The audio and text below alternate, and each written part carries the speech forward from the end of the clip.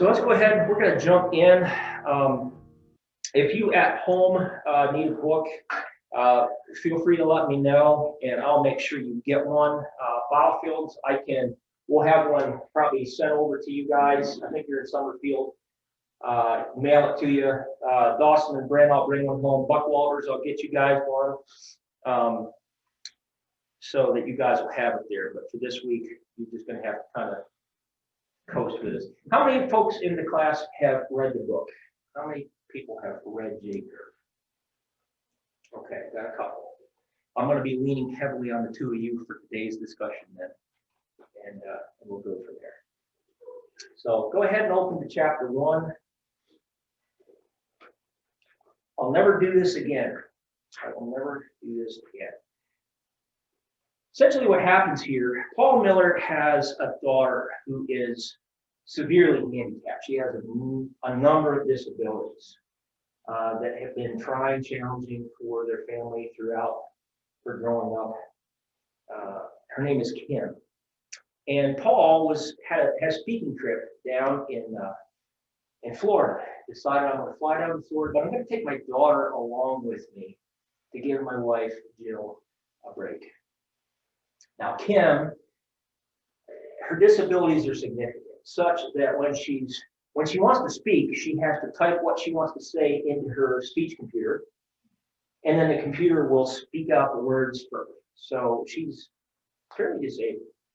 She has a habit of whining when she doesn't get the thing that she wants. He says that they've thought of patenting her whine to use in interrogation context because it's so annoying that it just would snap anybody. A number of times throughout the trip, on the way down to Florida, Paul is in a situation where they have to wait. She hates waiting. Kim hates waiting. And so she starts her whining, and he says it starts at this low ebb and just that kind of thing, you know. You have this adult person who's doing this. So they're going through the TSA line. They have to wait. Kim's in the TSA line, and she's doing her siren. And he just wants to disappear. He's got a large box with him, probably that size or bigger, and it has "See Jesus" written on the side of it. And poor Paul just wants to sink into the floor because see Jesus, and here my daughter is carrying on in this way. They get to the terminal. He realizes he's in the wrong terminal. He's in B terminal. He needs to be in C terminal. And so he's trying to flag down. So Kim, right away, seeing that her dad is getting all stressed out, starts her whining again. She's all in the So he flags down one of those little carts. They jump on the cart, and there's this guy on his cell phone walking in front of this cart who, one of those carts lets out that little beeping sound. Guy's totally oblivious, and Paul's just getting wrapped even tighter and tighter. Kim thinks this is hilarious. They finally get on the plane. The flight attendant wants Kim to turn off her speech computer. She blows a gasket. Paul has to turn off the computer. So it's just one thing after another. So Paul is just worn thin. He's worn thin. Let's read. We're going to look at page 18, if you would. Last paragraph, page 18. We made it to the plane, and after settling into our seats, my shoulders relaxed, and I hooked up Kim to her audiobook. Then the flight attendant came by and told Kim to turn off her electric devices. Kim turned off her audiobook, but refused to turn off her speech computer. I reached over and shut off the device. Kim resumed her whining. A few minutes later, the captain announced, "We have 11 planes ahead of us, and so it'll be 15 minutes before departure." Even though she could not see the line of planes, just knowing we had to wait led Kim to a complete meltdown. I started to say, "Kim, if you don't stop, we aren't going to Disney." But that was one of my reasons for taking her on the trip. So I swallowed my threat. Helpless and embarrassed, I said to myself, this was a mistake. I will never do this again. Why can we relate to this man? What's so relatable? Not rhetorical. Why is this relatable? We don't get what we want. We don't like it. We don't get what we want and we don't like it. Keep digging. Why else? What's going on here for him? What's going on in his heart? What's going on in his mind? This dream is not being realized. There are roadblocks to this dream of the way that he envisioned it to happen. Smooth sailing, touchdown, get to the hotel, swim in the pool, whatever you envision. Yeah. It's not happening. Right. Right. This isn't happening. What else is going on here? Dig into Paul's heart. He's in the airport. These are happening. These things are happening. He's in the plane itself. These things are going on. What's going on in his heart and mind? We're starting to question the whole idea that he had. He has this vision of this wonderful trip. Going to take him to Disney, and he's going to combine it with his speaking, and it's going to be a great time. Well, things are going south. And they've been going south, other than he gets in the plane, it's still going south. And so that jars, it bumps up against what his dream is. Right. So there's also some other stuff going on. There's some pride that's being assaulted here. Because none of us want to be in a context where we're surrounded by a whole bunch of people and you've got this situation that is, you can't fix it. You're not going to fix Kim. You've got a situation where you have someone who, in terms of bodily, at least I guess I've never seen Kim, never met Kim, but she looks like an adult. And yet she's carrying on like this child. Can't you, as a parent, can't you think, oh man, there are times in my life when I just wish I could sink into the floor. I am so embarrassed. I am so embarrassed because my child is carrying on in this way. Well, let's look at the next two paragraphs. And as we do, I want you to look for a word that ties these paragraphs together, and it's going to take us in the direction where Paul wants us to go. The next Saturday, as I reflected on my reaction, I realized I'd forgotten the J curve, the idea frequently articulated by the Apostle Paul that the normal Christian life repeatedly reenacts the dying and rising of Jesus. I call it the J curve because, like the letter J, Jesus' life first went down into death and then up into the resurrection. So this is this concept of saying, okay, I'm dying with Christ, there's a death taking place, and then we're hoping that there's a resurrection that's going to follow it. That's what he's talking about. Just like the earthly life of Jesus, the J ends higher than it starts. It's the pattern not only of Jesus' life, but of our lives, of everyday moments. When Kim and I were sitting in the back of the plane, I thought everything had gone wrong. No. The Apostle Paul says the J curve is the shape of a normal Christian life. Our lives mirror Jesus's. In the diagram below, we're going to see it. So here's a diagram. Any words stick out to you in those two paragraphs? Could be a lot of things, I suppose, but in particular. Jesus. Okay.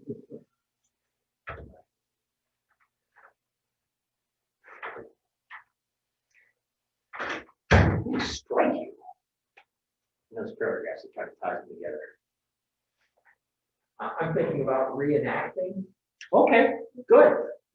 Went down into death and up into resurrection. Okay. I guess what strikes me in those two paragraphs is the word normal. Normal. And the reason it strikes me is because I tend to, that's not the way it's supposed to be. I mean, think about your answers just a moment ago. This was not the dream. This is not what this trip was supposed to look like. This is not the dream. Shattered. Do you see what Paul Miller's talking about here? He's talking about this concept. This is actually what we should expect. This is normal. This is actually the pattern. Stunning. If this book is anything, it's a call to recognize the various sufferings that we face as normal. as something that we should embrace. We're looking at those things and saying we should embrace them.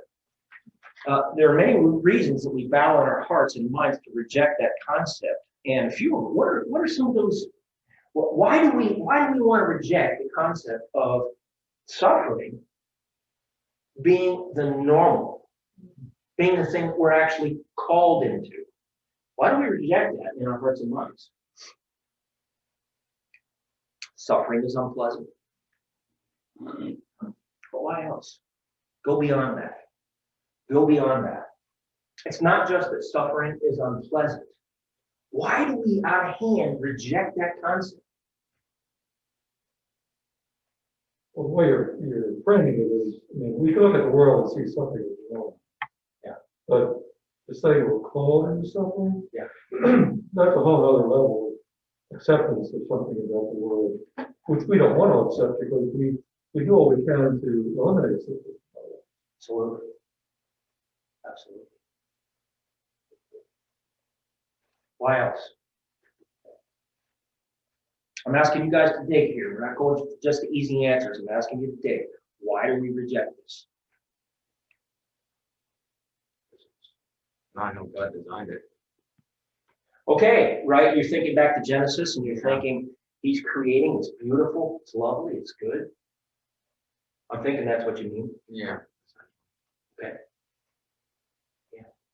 So in many ways, the way our world is now is not the way it was created to be. Okay, what else?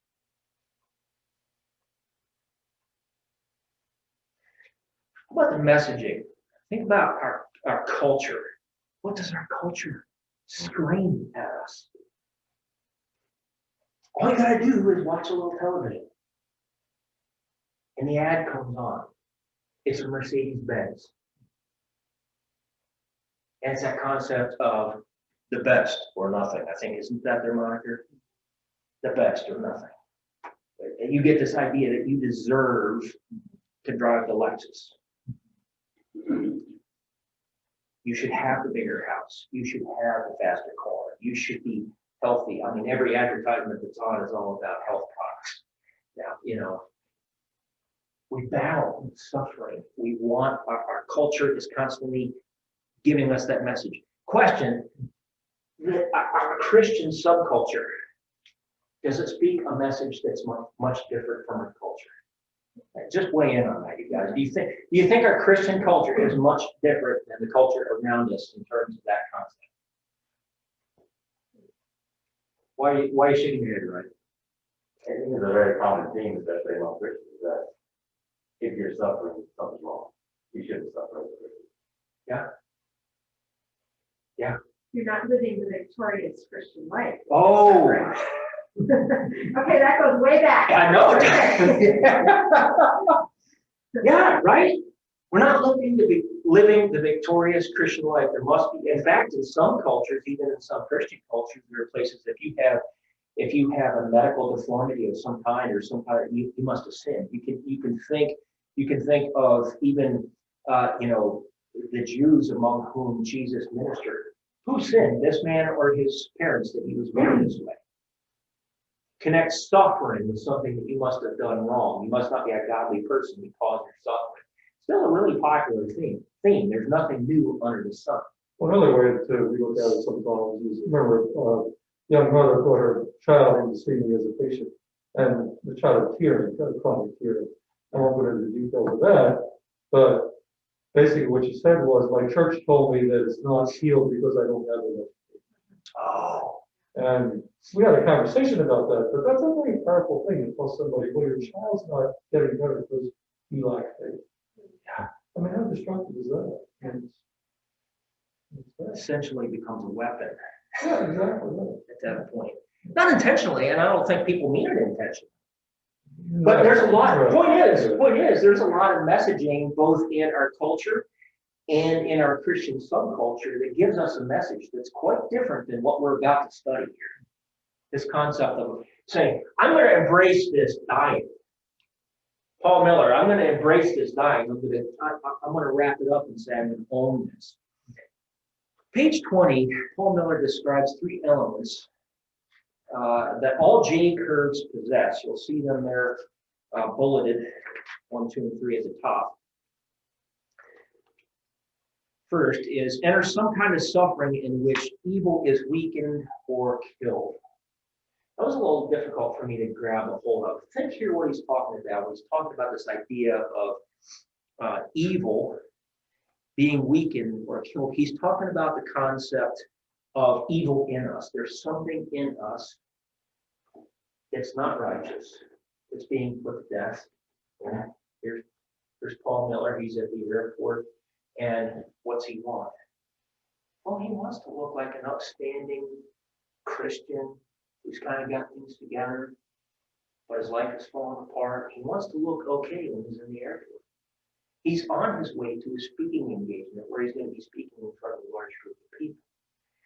He's going to talk here, we're going to see it here in a minute, about that little piece, and I'm not going to give it away quite yet.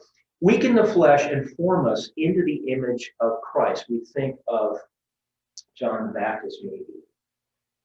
He must increase, and I must decrease.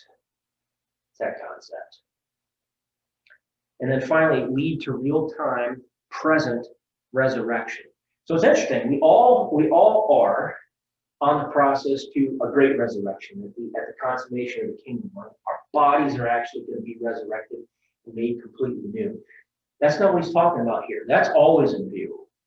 It's not what he's talking about here. He's talking about a present day resurrection. There's something that's on the backside of this dying. There's going to be a resurrection in real time, right here, somewhere in the near future, where there's going to be a resurrection.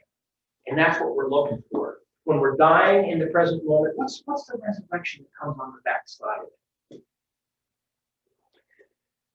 So right away, he's going to show us on pages 20 and 21 a number of little resurrections that took place as a result of dying that he actually went into. Read, see, we're going to be on page 20. And dying and rising. I am right in the middle of the page, under dying and rising on the way to Florida. About a third of the way down through, it starts with Friday's trip. You see that? Mm-hmm. Steve, could I ask you to read that to the bottom of the paragraph? Yeah. Please. Friday's trip left me drained and weary, dying, which created a spirit of humility as I came up on Saturday, rising. On Saturday, I was in front of a group of people who were listening to my every word. I'm thankful they were such eager listeners, but being at the center of people's praise is potentially toxic. I'm prone to the leadership sins of over-talking and under-listening. So Friday's dying was God's gift to inoculate me against the pride lurking behind success and popularity. You guys, it's uncommon to see that. How many people would have the spiritual radar on the backside, the humiliation that Paul Miller is experiencing on his way to Florida? How many people would have the spiritual sensitivity to recognize, I needed that?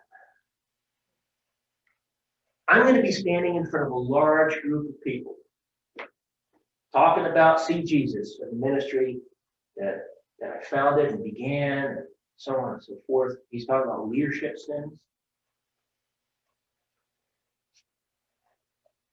There's a lot of people in this room who lead in various ways, whether it is in your professional life or here at church.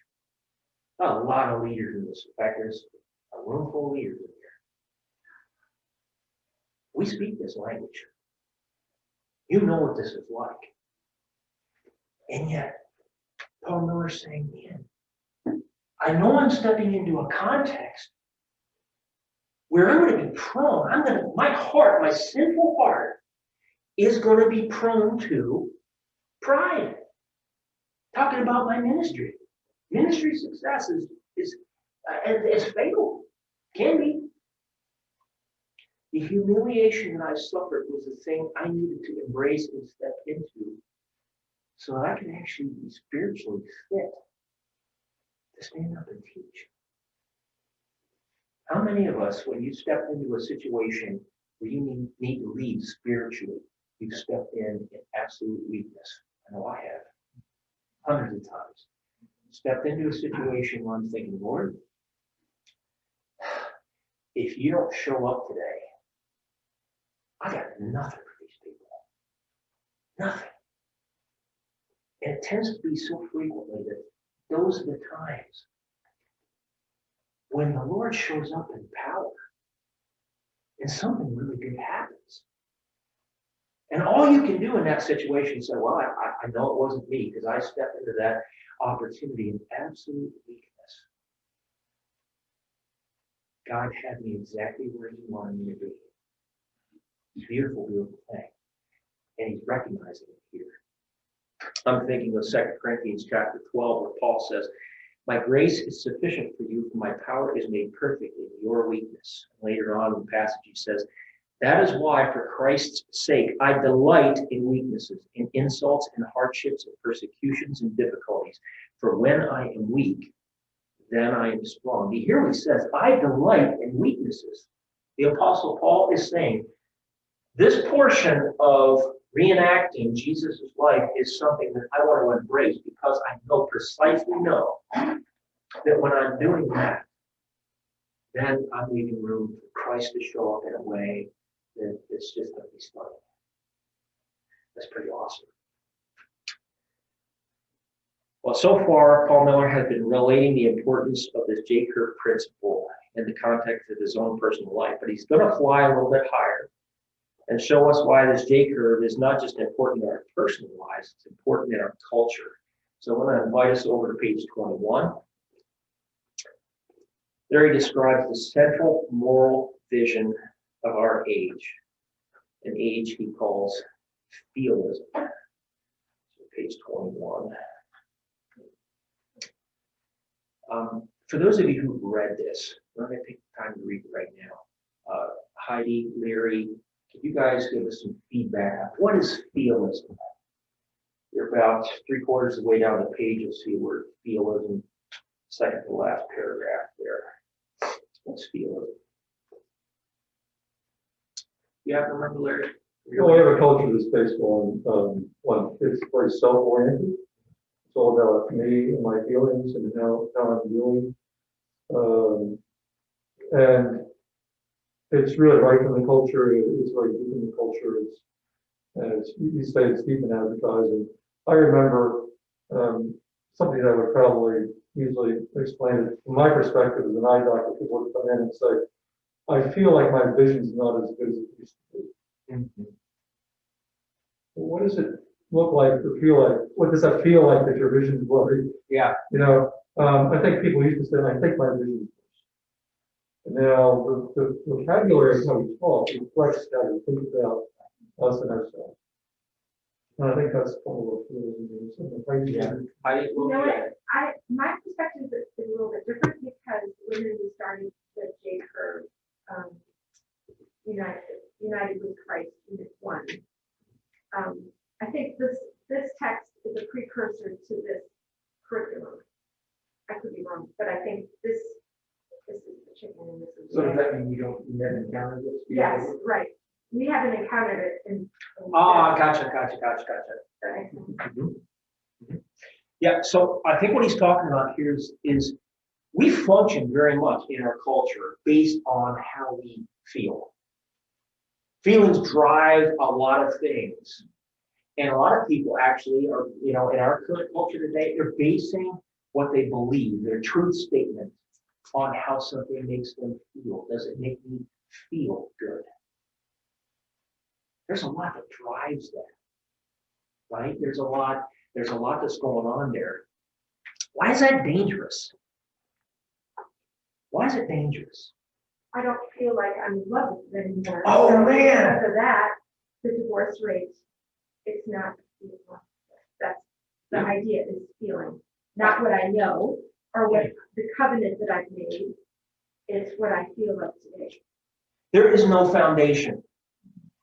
I did this with my kids as they were growing up. When we were talking about this concept of, we didn't call it feelism, but we talked in this way. I said, so, son, you go to school in the morning, you walk into homeroom, and a girl that is really, really cute, you're really hope you get like a chance to date at some point. Talks to you. How do you feel? Oh, Dad, I'm feeling great. That's wonderful. That's wonderful. I'm on top of the world. Yeah, but you go to your second period class and your teacher pops a quiz on you that you didn't see coming and that you didn't study for. How do you feel now? I'm panicking. I'm freaking out. I'm upset. There's a lot of anxiety. Right. Right. Okay, but then you go to your next period class is gym class. You walk into gym class and your instructor it's the game that you absolutely love to play and you're really good at. How do you feel now? I feel great because my team's going to win. All right, but then you come to the end of the day and this happens. So we kind of go through a day and we watch how our feelings through the day are constantly doing this. The issue here, and here's why it's dangerous, it has to do with marriage, it has to do with all our commitments and the things we base life on. There's no foundation because our feelings rise and they fall. And if we're basing our lives on the way that we feel, dangerous place to be. He says, feelism drives emotion to the center, distorting and amplifying them in the process. As we'll discover, the J curve not only balances our emotions, but helps them to come alive. We can't gloss over that because it almost sounds like when he's talking about moving away from this concept of feelism, does he want us to become stoics? Where our feelings don't have any part, they're not part of the equation, we're not emotional beings. Let me read that again. If you're looking at the text, second to the bottom paragraph there, feelism drives emotions to the center, distorting and amplifying them in the process. As we'll discover, the J curve not only balances our emotions, but helps them to come alive. Translation, our emotions actually matter. They're actually part of our God-given makeup. But what this does for us is it sets them in right balance, allows them to come alive so we can have godly emotions and responses to what we're experiencing in life. So that they're actually alive. We're not becoming stoics where we just push emotions aside and says, this is not a valid part of my faith experience.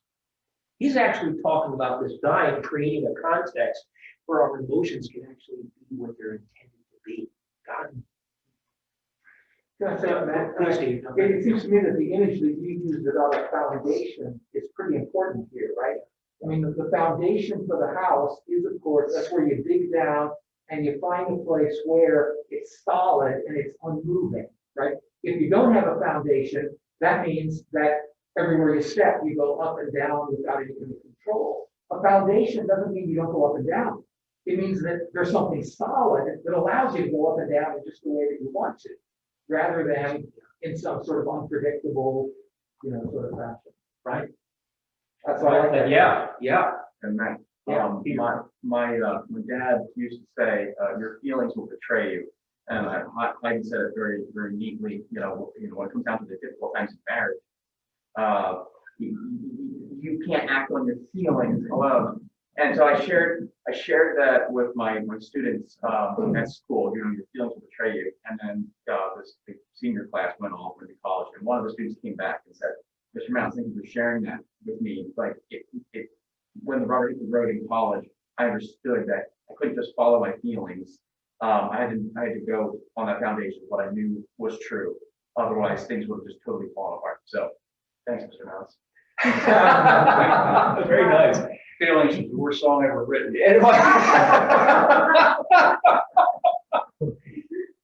Yeah. No, thank you. Thank you. Now on page 22, he's going to give us a contract. Years ago, I read a book called How to Read a Book, which Everyone should read. Everybody should read. I would say that book did as much for me as my hermeneutics class did in seminary, which is pretty neat. He gives us a contract here. If you start at the top of page 22 where it says, that's why I've written this book, to help prepare the bride, the wife of the Lamb, for suffering. Pause. right there. This is why he's writing this book. Because by nature, we don't want to embrace suffering. It goes against, it's unpleasant. Culture all around us is screaming, you shouldn't be suffering, you shouldn't be suffering.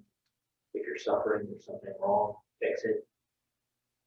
But this is not a book on coping with suffering. My goal is to draw you, the reader, into the dying and rising of Jesus, to reset your sense of the normal, here's that word again, Christian life, freeing you from cynicism and despair. Let's pause there a minute.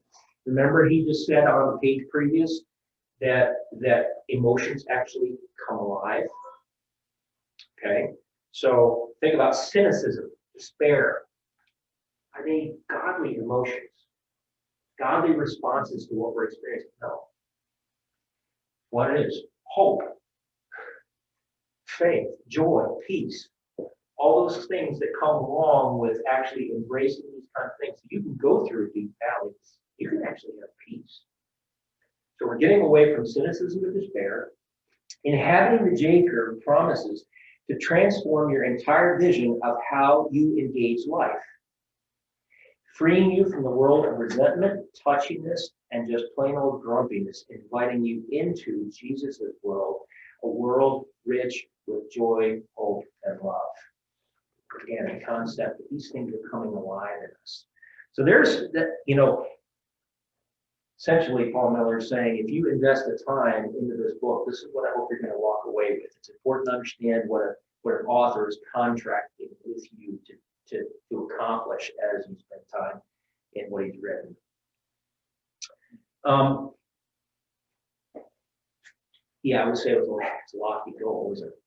There are many ways of responding to stress and suffering. Paul Miller introduces us on page 22 to two of them, where he talks about the manager and he talks about the therapist. So if you'll skip down with me a little bit, let's see where we are here. Second to last paragraph, we're going to read about the manager. He says, for example, the manager looks at my flight with Kim and says, you should have left more time for traveling with Kim. True. It's not wise to combine too many things like speaking and caring for Kim, possibly. And you should have brought someone to help you. Yes, I did that the next time. Because so here's the manager. What's the manager trying to do? The manager's trying to fix it. The manager's trying to say, how can you accomplish the same kind of tasks and actually be successful in doing it? Now he's going to talk about the therapist. The therapist tells me, you need to, and by the way, do you notice that as he's talking about both the manager and the therapist, he's weighing what they're saying and saying, well, maybe I should have done some of these things. They're not bad suggestions. Now the therapist tells me, you need to do something for yourself. True. Then asks, do you have a problem with anger? Yes, Kim brings out the best and the worst in me. Or have you thought about putting Kim in a home? No, she's God's gift to us. Plus, she's one of my best friends. Okay, so what's a therapist trying to do? The therapist is maybe up a level, talking about philosophically how you're thinking about these kind of things, or in your heart, what's going on in your heart? Are you an angry person? Or we might ask, is there pride here? Were you prideful? Yeah, probably. I wanted to look good in the airport. I wanted to look like a normal human being in the airport. I wasn't. Now, both the manager and the therapist have pieces of wisdom, but, and this is critical, they miss love. Because they play it safe, they miss life in all its richness. They miss that not only was God resurrecting my soul and saving me from pride during my trip with Kim, but also that my mini death gave Jill, his wife, a mini resurrection. That's how love works. So he's dying, and his wife is at home saying, I can breathe. I can rest. I can hear myself think. I'm not always responding to Kim. She gets life. Paul gets death. The manager and the therapist are going to miss that. They're going to miss those concepts of what love is supposed to look like. So is the J curve actually biblical? We're going to look over on page 23 here. And could I have somebody read, Peter, could I have you read, start the second full paragraph there? You might think I'm overstating and go down through the following paragraph. You might think I'm overstating the importance of the J curve, but the apostle actually writes more about the J curve than he does justification by faith, which is his focus in Romans and Galatians. But the J curve dominates Philippians, 1st and 2nd Corinthians, Romans 6 and 8, Colossians 1 and 3, and Ephesians 1. And it is modeled in Philemon, 1 Thessalonians, and Acts. Beginning with Philippians, we'll focus on Paul's J curve writing. When I explained the J curve to a group of pastors, they wondered why they never heard it before. One said, "I guess we are more focused on the theological than the practical." I said, "No, our theological vision is too narrow. My goal is to add to our Romans Galatians lens a neglected Pauline lens, the J curve." Further? Good, thank you. Thank you. So you see there, he's going to unpack a lot of this as we go through the book. He's going to keep taking us back. In fact, in chapter 2, we're going to dig into Philemon right away, which is just spectacular.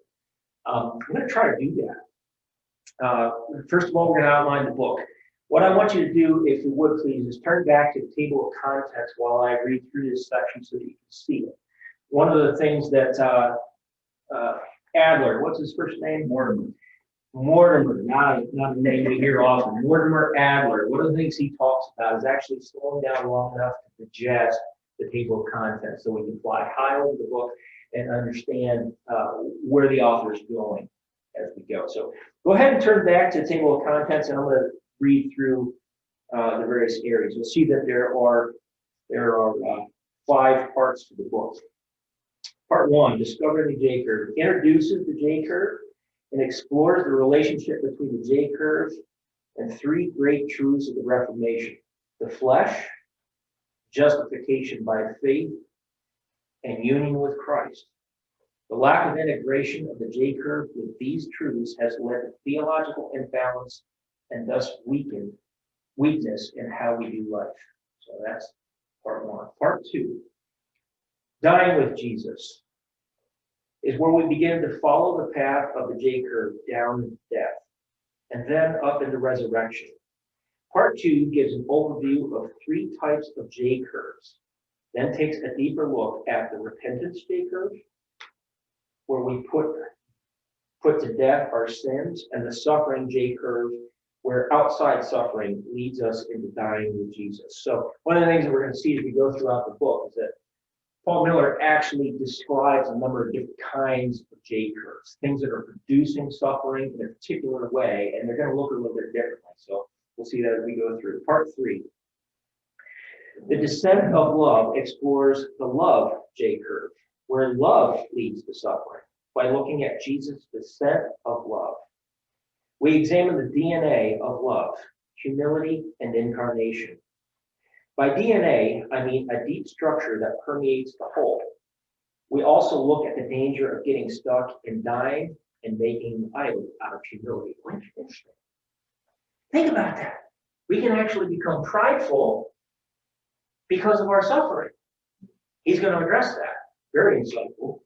Rising with Jesus, part 4, focuses on the resurrection side of the J curve. We will watch Paul look at life through a resurrection lens. He creates a tapestry of love as he embodies Jesus' dying and rising in his and his co-workers' lives. We follow Paul in his travels to discover insights into the art of living life in the dying and rising of Jesus. So think about this. You and I will never embrace this part of the J unless we're actually convinced in our hearts and minds that this resurrection is a real thing. Let that sink from your head to your heart. Paul Miller has said in his contract with us, he's going to try to get us to embrace this part of the J. You and I will never do that unless we're actually convinced that there's a resurrection on the other side that it's going to be worth the dying. So let's talk about part 4. Part 5, forming a J-curve community, shifts our focus from the individual to the community. Paul uses the J-curve to reshape an entire community into the image of Jesus. We descend into the nitty-gritty of life in the ancient world as Paul uses the J-curve to relentlessly confront a culture that has kept the gospel from forming a true Jesus community. Aren't you glad he did that? Because as Americans, we're highly individualistic by nature. That's our culture is made up of the rugged individualist. And he's reminding us here, look, Jesus is about a community. He's about a people. So that's where he's taking us. I'm going to take time, Larry, to jump into chapter 2 because I've got it queued up, and I think it'll be helpful for your discussion next week. So we're just going to do this first little portion of chapter 2, and then you can pick it up there. He begins chapter 2, I Take Your Place, by talking about the substitutionary nature of love with 2 illustrations. The first on page 25 is about how he got death and his wife Jill got resurrection because he'd taken Kim, their daughter, to Disney World. The second example comes from a fairly famous musical, which I think you're all going to recognize immediately. And I'm going to play a clip from it because I think it will cue you guys up and have a really neat conversation next time around.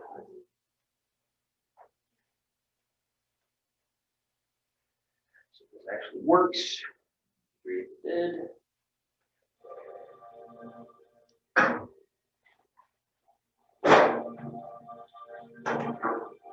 Can you guys see? You're pretty moved.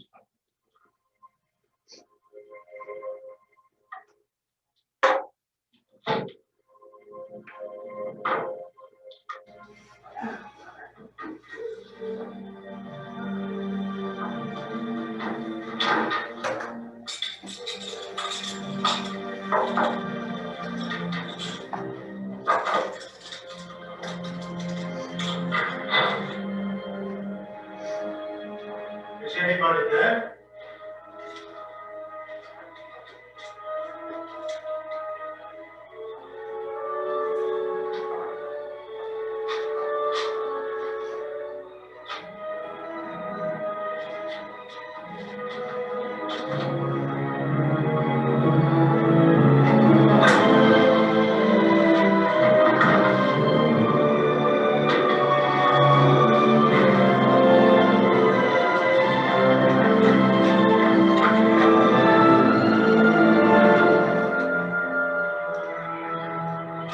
So we'll use wooden spoons. I don't want to hear anything more about you.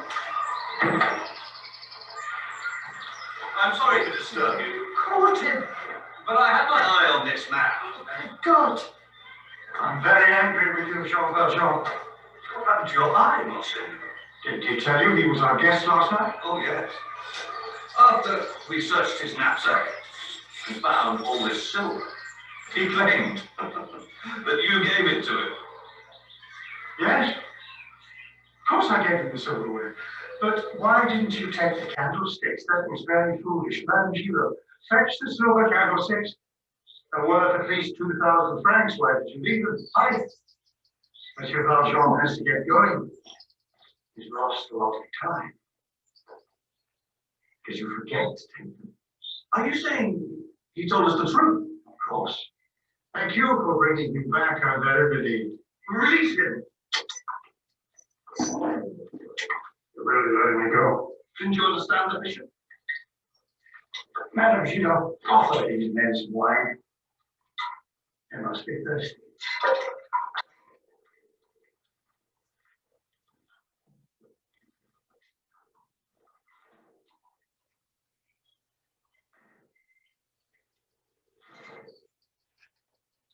And don't forget.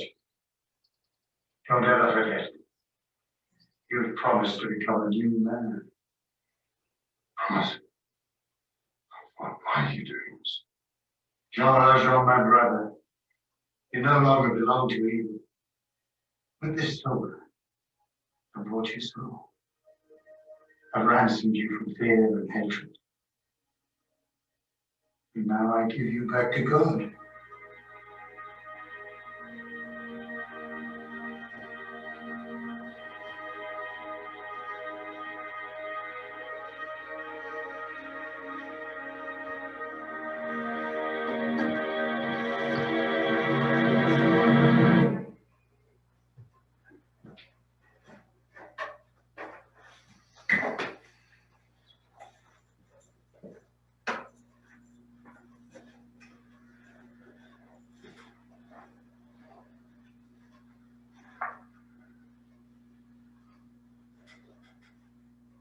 Cardio burns fat. No.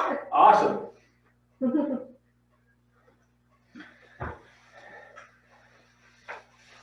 Why does the bishop's reaction fly in the face of everything that's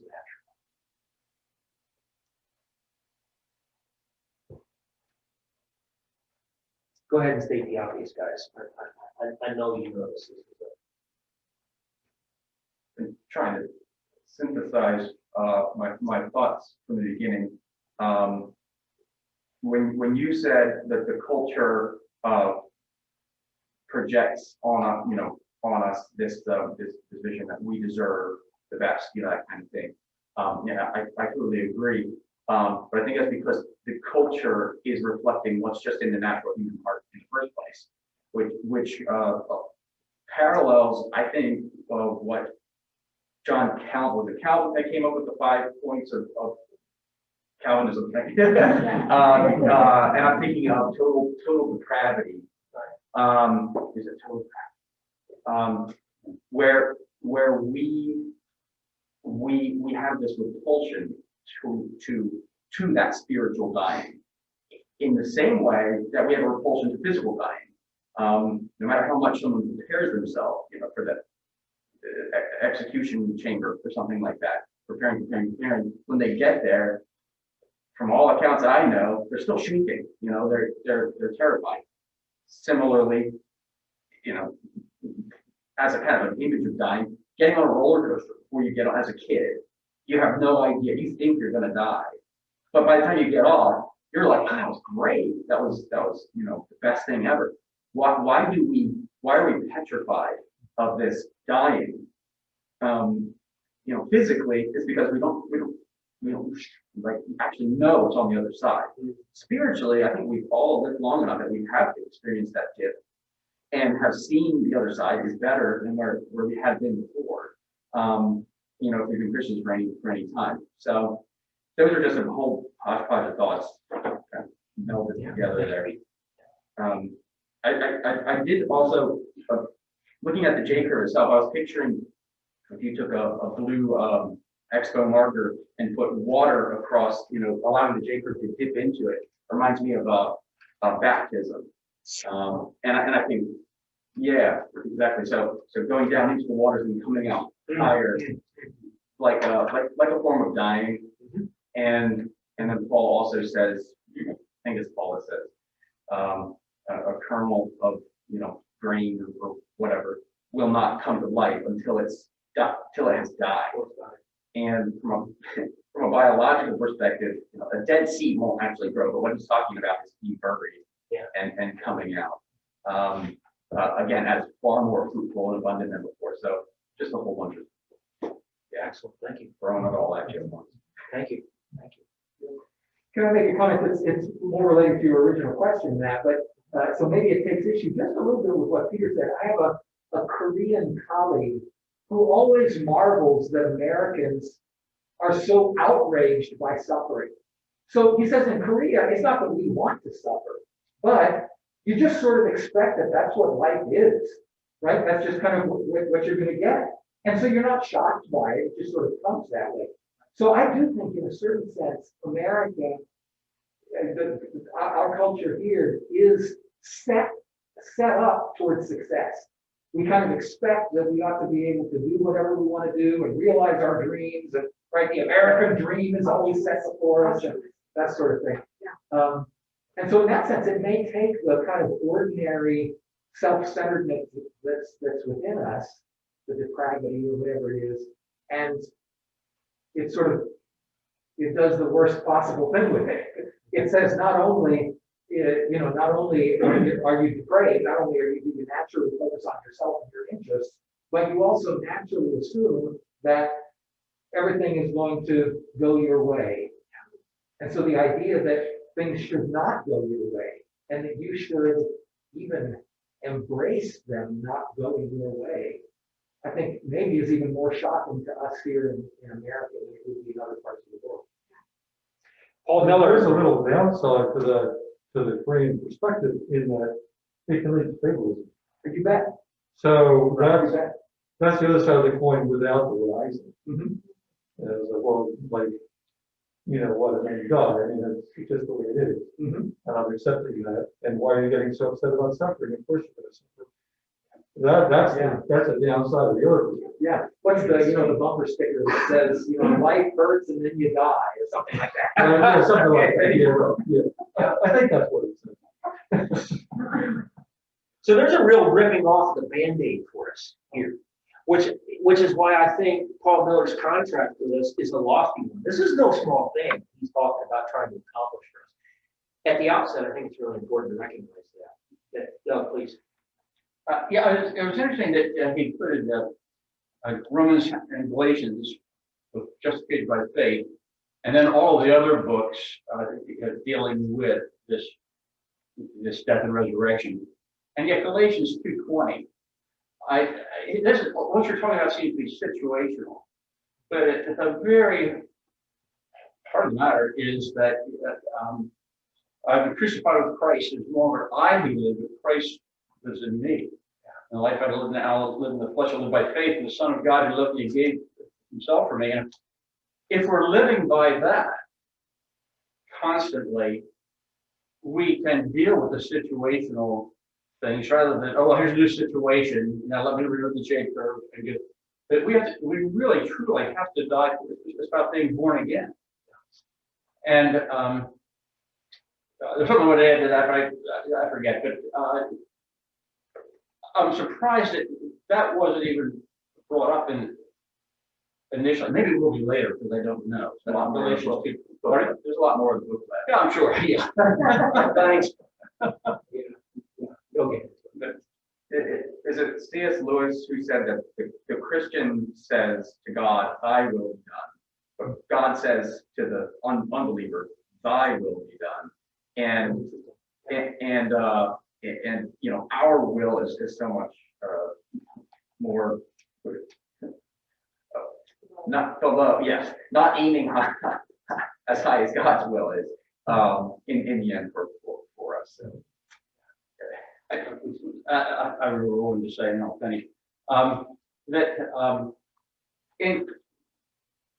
by living by Galatians 2:20, we can still live as the therapist and the manager. And God has given us brains too, and in any situation, which we're talking about here, we can always to try to anticipate what can happen. I'm speaking as a teacher. I never had to wonder if the kids would want to misbehave, when they were given the science equipment, sort of thing, And so you have to think ahead, and say, now what can possibly happen with a meter stick, okay? And you address that. It is not a sword, it is not a lightsaber, it is not a full cue or anything else. This we use it to measure. Those kinds of things. Yeah. But that doesn't mean you have to divorce yourself from living according to the J of Galatians 2:20. All good input. Thank you. Thank you. I want to end by just bringing us back to Les Mis a little bit and think about where the flesh wants to take us in that moment. So you're the bishop. You got this big bruise on the side of your forehead. Where does the flesh want to go? Oh man, yeah. That was his wife sitting there. She was the other side. Yeah, she was what? Right. Thank you, She Heidi. Yeah. represented the other side of Yeah. humanity, how we might respond to the fact. She's right there. Justice. let's bring it. She's totally aghast that he's saying, go get the candlesticks. And she's saying, I'll get a candlestick, right? Upside the head with a candlestick. And that's where we want to go. And the bishop is going a completely different direction. He's like, he's actually embodying. Obviously, there are things that we would take issue with his theology. I agree with the soul. Let's not get into that. The point is, it's a beautiful representation for us as Christians to say, this is actually what it looks like to step to embrace the suffering. Say, this is very costly. What do you say? 2,000 francs. These candlesticks are worth a lot. We're giving them away because this man's soul is so much more valuable. I love that, the director right there in that scene just fixes on Jean Valjean's face. It's registering. You can see it's registering. What am I receiving here? Is this really? This is too good. Is this really happening? You can see it. Let's pray. Lord, it's not lost on us. This is what you have done for us. And yet at a scale that is beyond, so much further beyond our comprehension than what we just saw on the screen. That you would hang naked on a cross and willingly lay down your life so that we could have resurrection. It's beyond our ability to grasp. Forgive us when we're not thankful. Forgive us when our eyes get fixed on things around us instead of on that great sacrifice and your love shown to us in that great sacrifice. Would you go with us this morning as we head to worship? Would you fill our hearts and minds with wonderful truths like this? We'll take the Lord's Supper later this morning. Remind us of all these good things as we do. And would you be greatly honored in our hearts and minds as we worship and go through the week together in Jesus' name. Amen. Thanks, everybody.